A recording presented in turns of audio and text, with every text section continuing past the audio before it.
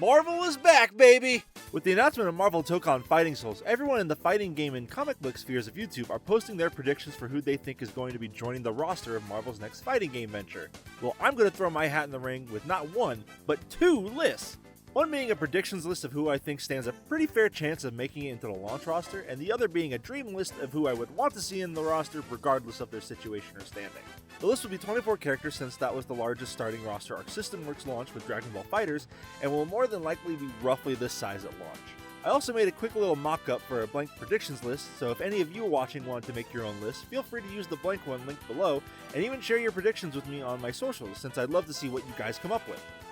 So we will be starting with the predictions list first, since I believe the choices I made are pretty standard and safe given the current interest around specific characters right now. But if it seems like the predictions list will be boring, you are not ready for some of these choices. So we have our 8 confirmed characters of Cap, Doctor Doom, Ghost Rider, Iron Man, Spider-Man, Star-Lord, Storm, and Miss Marvel to start with. And right out of the gate, I'm throwing in Rocket Raccoon with a possible Groot combo. Rocket has been a big staple in the Marvel gaming scene, being in dozens of games, more often being paired with Groot, and I don't see him not appearing in this game. Now, if it's with Groot or not with Groot is up in the air, because he has been independent in a fighting game before, but it will most likely feature the dynamic duo. Now, it wouldn't be a Marvel game without having Venom in the roster, since his popularity almost exceeds that of Spider-Man himself. He too has also been a staple in just about every Marvel game, and it would just feel weird without him in the base roster. So this may be an odd choice, but given how popular the character has gotten over the years and with the release of Marvel Rivals skyrocketing her popularity, I'm betting that Magic will be in the base roster. She already has a lot of similarities to Arc System poster child Soul Bad Guy, with the giant sword and the powered up form that could easily be an install super, very heavy hitting but combo focused playstyles, and just a general badass appearance and attitude. She is literally perfect for an Arc System adaptation and is definitely in the running. Next is possibly one of the Avengers' biggest threats. We have Ultron on the roster. We have seen how he would work in a fighting game sense with MVCI, but he never truly lived up to his potential of a puppet character, which Arc System Works are veterans at with making weird and kooky playstyles. Make him like Jacko or Zato with how they command characters, and he could easily become one of the coolest but more difficult characters to play and master. These two are also staples of any Marvel game. We have Thor and Hulk. Two are in just about everything, and not having them in the roster would be criminal since we just need good armored and grapple characters in the roster. Throwing in another villain, here we have the God of Mischief Loki himself, joining the ranks. Loki very much would be a trap character and set up tricks and illusions to throw off the opponent and get them in the perfect situation for a mix-up. He has a pretty good chance of showing up given how popular he's been in the MCU with his MCU appearances and comic depictions. It would be a big missed opportunity not to have him. Black Panther has to make an appearance in this game. He's only had one fighting game appearance, which wasn't well received gameplay-wise. He's been in multiple Marvel games since his first movie, and has become incredibly popular among Marvel fans since then. He needs a chance to really show off his stuff in a fighting game.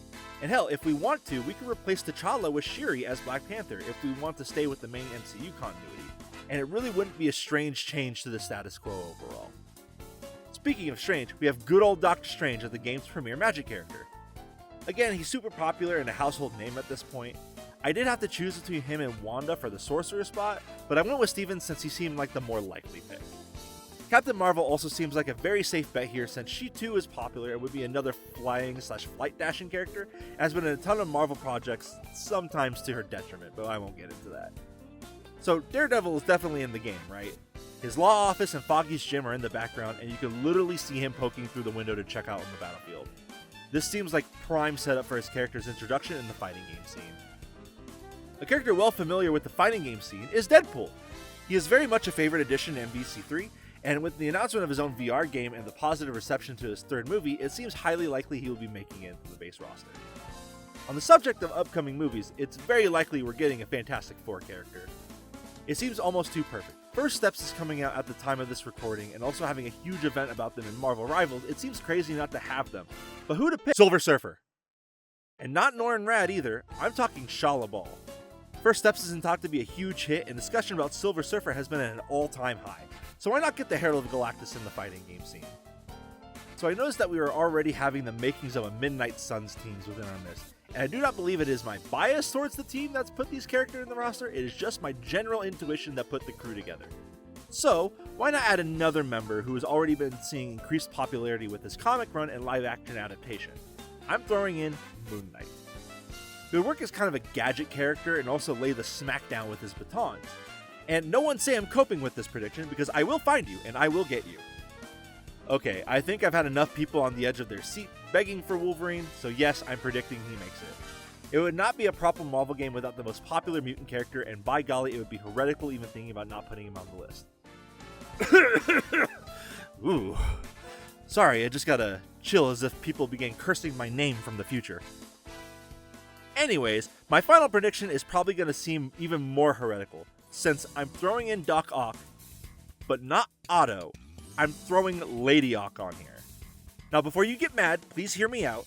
Lady Ock has gotten a huge surge in popularity since Into the Spider-Verse, and Lady Ock has appeared in many things like Edge of Time, the previously mentioned movie, and as a primary antagonist on the kids' show Spidey and His Amazing Friends. Now, does it have to be Lady Ock from the comics? No, it could very easily be Olivia from Into the Spider-Verse, but regardless, that's my balls-to-the-wall prediction for the base roster. Now, moving on from my predictions to my dream list. Keep in mind, this list is characters that I more than likely won't make it, but I would just love to see them in this lineup regardless. So for starters, we keep Magic, Ultron, and Moon Knight, since they've always been my personal favorites of mine.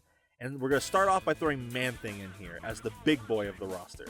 You could play a mixture of Hulk with his armor and heavy hitting attacks and Swamp Thing with his trap setup. Another oddball I'm throwing in is Ghost, specifically the female version, because honestly that one's more recognizable and interesting. Keep the invisibility and possession mechanic while also adding ways to shut off opponents' options like special moves or meter, since Ghost's whole thing is sabotage.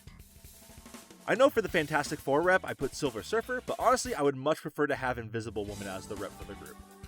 She has the most interesting of the Four's power, being able to make constructs and such to assist her in battle, and overall has her abilities like manipulate elements on the battlefield, like making herself a platform, or an area that deals damage to opponents that also sucks them in and things of that nature. So I'm going to lump these two together since they're both Spidey characters, but I'm going to do Penny Parker and Carnage. I chose Penny because I like the idea of a trap character who's also huge and heavy hitting, and having a neat little web gimmick to help her out in battle is just kind of cool to think about. Now I think about it, I think I'm just talking about Rivals Penny, but regardless, I want Penny for an interesting playstyle and a heavy character. And then I picked Carnage because I feel like my boy hasn't been represented enough. He would make for an awesome stance switch character, switching between all of his different weapon creations and such, leading to crazy combos and giving an aura of unpredictability to him. A returning character to the fighting game scene would be Psylocke. With her huge resurgence recently from Demon Days and Marvel Rivals, I think it was just about time our girl gets some time back in the spotlight. Ant-Man has been snubbed from fighting games. He was teased in Marvel 3, was planned as DLC in Infinite, and was just left out in obscurity. He deserves some love, and I would enjoy seeing them incorporate a size-changing mechanic into this character, and really make him interesting and unique. We definitely need a Kung Fu archetype, and I can't think of anyone better than Shang-Chi. He had a hugely popular movie, got a resurgence in the comics, and is going to be in the next Avengers movie, making him perfect in my eyes for a fighting game. Another character who is perfect for a fighting game is good old Beta Ray Bill, the most interesting character in the Thor pantheon.